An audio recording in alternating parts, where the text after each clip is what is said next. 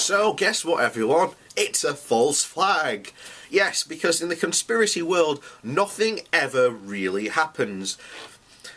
Because if a mass shooting happens, like the one recently in Florida, then guess what? It's a false flag. To do what?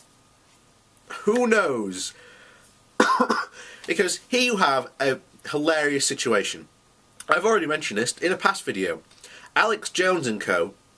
have literally supported Trump from pretty much the word go. And now Trump is president, he's the one, that will be eventually calling the shots. So it'll be interesting to see what happens, like, when the next mass shooting happens, and it will happen. Of course, it's America, because they do nothing to try and prevent these things from happening. So of course, there's going to be another one that happens again.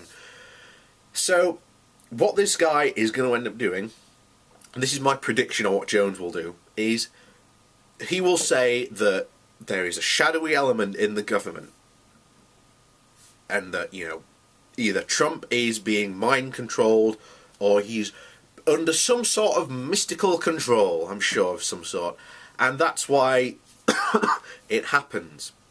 Now, I don't get what the point is in calling this literally a false flag, because you've literally got, 2 weeks before Obama leaves office, I think, and what's he done in response? Nothing.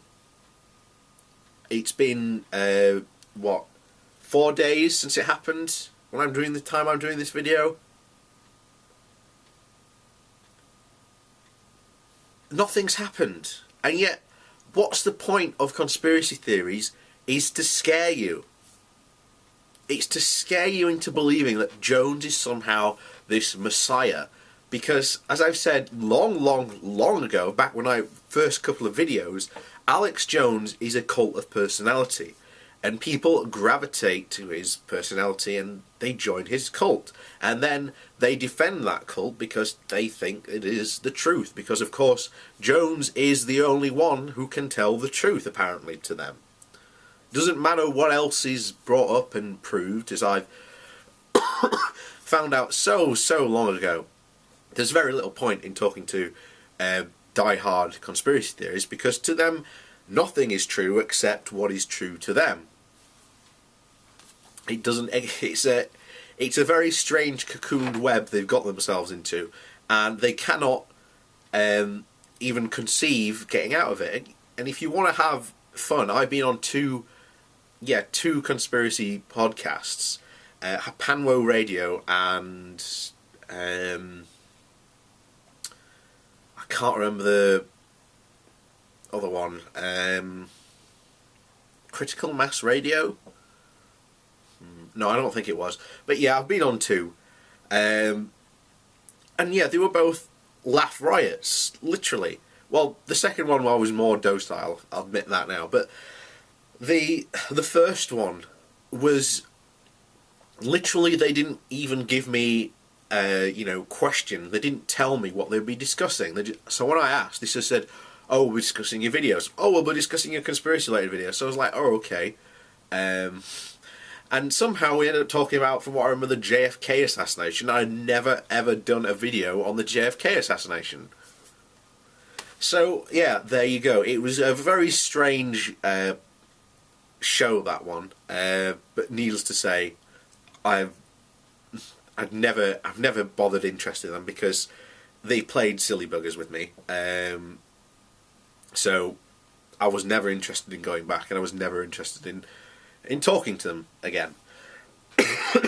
But I wouldn't be surprised if this guy is going around saying that it's a false flag. Because of course it's a false flag, because everything's a false flag. It doesn't matter to the conspiracy theorists, because it's all part of some sort of grand plan.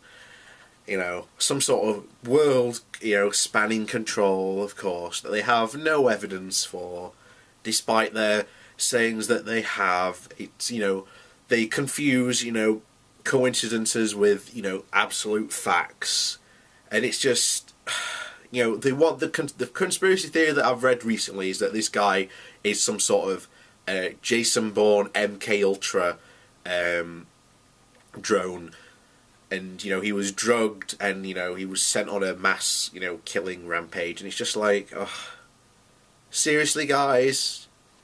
Seriously? I mean, it gets even worse when you think that a lot of these guys are still banging on about Sandy Hook, and that, only just recently, about a couple of months ago, it happened. There was a guy who got arrested for threatening one of the victims' family members. I mean, how low or deranged must you be to think that? It's just insane. And I gave up long ago talking about to most of the conspiracy theories, because a lot of them are not rational. A lot of them are just die-hard, dyed-in-the-wool, fanboys of Jones or Mark Dice or whatever flavour they prescribe to, David Icke, and they will keep on licking that ice cream as hard as they can, even though they've already gone through it. And you're trying to tell them, hey guys, there's no ice cream left in your cone, and they're going, yes, there is. And there's no point in talking to these guys. I mean, there's a lot of, and you can say the same for like the anti-vax movement. I've just had a conversation with one guy who literally ended his comment with, "You're entitled to your opinion, but not your own facts," and saying that I was the one that wanted to deny science. And yet he's the one spouting the anti-vax line, and believing that Andrew Wakefield is this God-sent messiah. And I'm like, there's no point in talking to this guy. There's no point in continuing trying to engage him in any sort of rational discussion. Because some people get so far wound up in these cocoons that if they try or if suddenly they think, hang on, this conspiracy doesn't make sense, then the problem they find is that web, that thread they're trying to pull, is so interlinked with every single other piece of cocoon wrapped around them that if they try pulling it, it'll pull away the rest. So they have to hang on to absolutely every single crazy and insane theory they possibly can to believe it. But there you go.